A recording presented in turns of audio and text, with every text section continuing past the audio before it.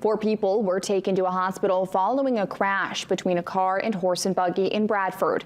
Bradford fire crews were called to the main road this morning. The initial investigation indicates an SUV attempted to pass the horse and buggy when another vehicle was approaching. They say the driver of the SUV, 28-year-old Kendra Page of Bradford, tried to fit between the buggy and the approaching vehicle, but struck the buggy from behind. The 3 occupants of the buggy and Page were taken to the hospital with minor injuries.